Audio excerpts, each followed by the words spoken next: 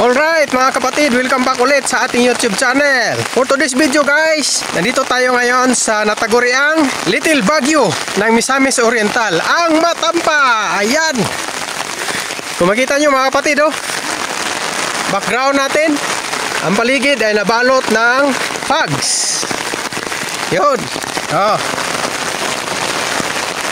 ating mga kasama nasa likod. Yun mga kapatid, welcome back muli. Ayan. So sa ngayon, naglalakad tayo papunta doon sa aming taniman ng durian. Napakalakas ng ulan, buti na lang may payong tayo kasama hingal. Samahan natin nasa likod. Ayan, halos di mo sila makita dahil balot na balot ng fogs ang lugar na to. Ayan.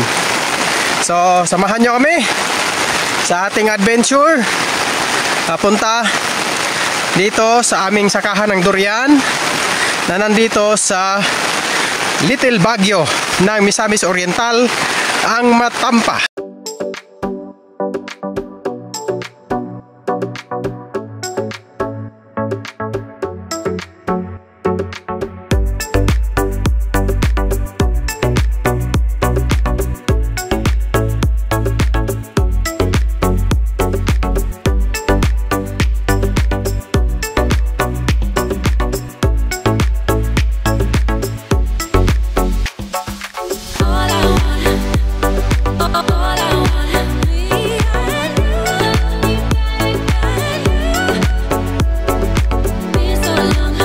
Yun mga kapatid, welcome back sa ating video. So nandito na tayo ngayon sa ating sakahan.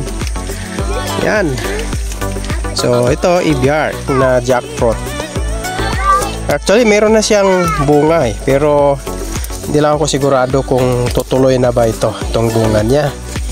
Oo, dahil makinis Oo, makinis yung bunga niya. Hindi ako sigurado yan. Makinis siya, hindi siya tulad ng langka na merong mga parang tinik-tinik. Siya makinis. Baka ano lang yan, yung kumbaga paunang bunga. Hindi lang sure kung tutuloy, no? Ayan, so 4 years na tanim na durian natin to mga kapatid. So maobserbahan natin ito sa paligid. Nabalot pa rin ng fogs ang lugar. Ayan, no? Nabalot siya ng fogs. Dama natin ang sobrang lamig ngayon. Tara, ikutin natin. Puntahan natin yung ibang mga tanim natin, ha? Ayan po.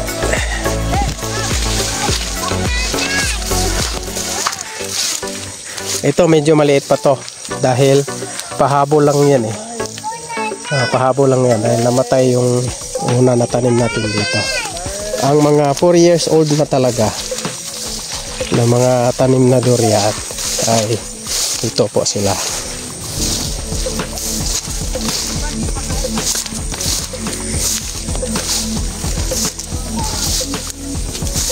Yan. Ito 4 years old na puno na ng durian.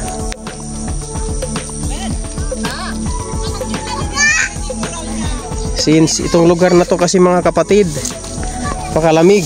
Yan. So mapapansin natin yung puno niya. Merong parang hindi ko alam ang tawag ito, lumot or hindi ako sure ang tawag sa Tagalog nito. Itong sumibol sa puno niya. Oo, indication po yan na napakalamig talaga itong lugar na to. Ayan sa mga puno. Tara, ikutin pa natin yung ibang puno. Yan. Ayan mga kasamahan natin, kapatid natin at pamangkin. Yun.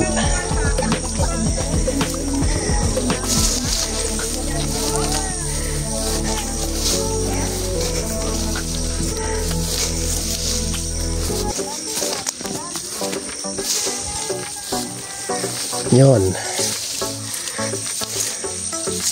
Ito yun, 4 years old na durian. Laki na.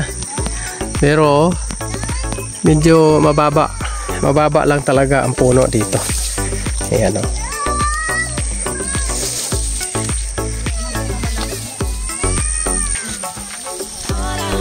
Ayan. Na tayo dun. Ayan o. Talagang puno na talaga siya, mga kapatid. No? Ito. Puno na talaga.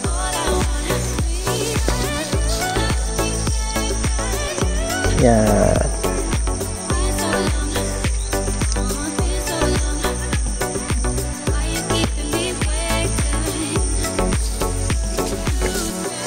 Ayun, meron ng sumibol dito.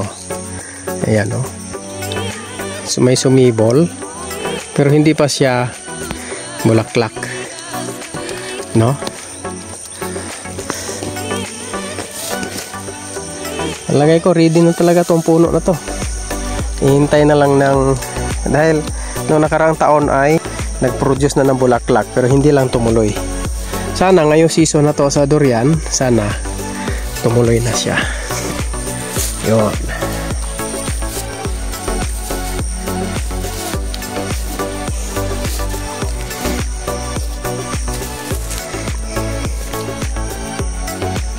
Ayun mga kapatid, isang puno din ba. Medyo maliit lang yung puno niya. Ayan. Pero malusog at ready na. No? Yon, mga kapatid. 4 years old. Oo. Na puno ng durian. Yan.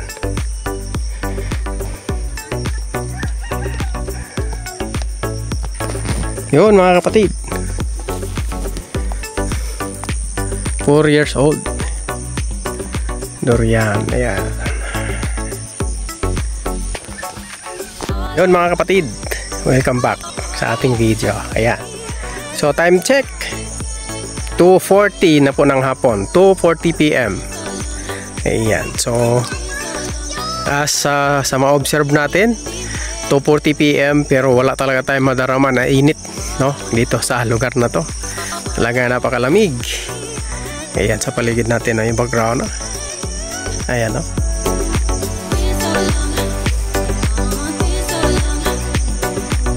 Yeah.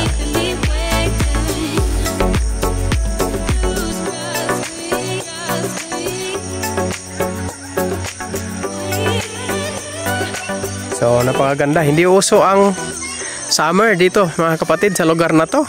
Hindi uso, napakaganda. Yan. So nandito tayo sa taniman natin ng durian. Ayan o.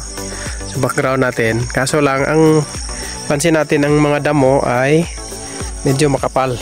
Pero hindi tulad doon sa taniman talaga namin doon sa ibang area. Dahil doon ang talahib ay napaka taas na. Pero ito parang kugon Usually ang mga damo dito ay kugon. Sarap tumira mga kapatid dito sa lugar na to. Oo. Talagang napakalamig, no? Ayan. Alright. Ayan, so kung mapapansin natin sa unahan yung fogs, mukhang unti-unting umuurong. Unti-unting umabante papunta dito sa ating kinaroroonan ngayon mga kapatid. Tuloy muna natin yung pag-ikot natin sa ibang mga tanim natin. Tara, let's go. Yun, mga kapatid. 4 years old na durian, no? So, kung makikita natin ang structure ng kanyang mga sanga ay pa-spread, no? Yan. So, pagka namunga na to, ito mga sanga na yan, dyan lalabas ang kanyang mga bunga. Dyan sa branches na yan. Matured na itong puno natin na durian na to. Sana. Hintayin natin na mamunga ito para makatikim tayo ng ating sariling tanim na durian. Yan. So full blown na talaga. Yung puno niya mas malaki pa sa braso ko. Ayan, punta pa natin yung isa.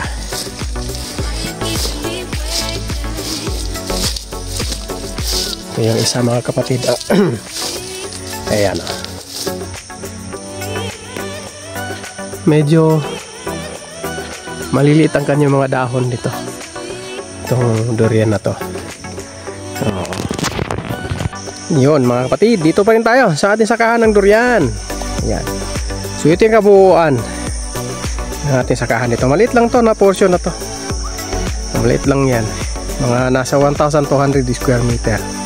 Kasya ang I think 20 piraso na puno ng durian. Ayan. Alright, so mga kapatid, hanggang dito na lang po ang ating video. Maraming salamat po sa inyong panonood. Once again, thank you so much guys sa inyong suporta at panonood sa aking mga video. Kita-kits, next nating video. Magmula na lang po dito sa Matampa, Walbor. Thank you so much guys. Bye everyone.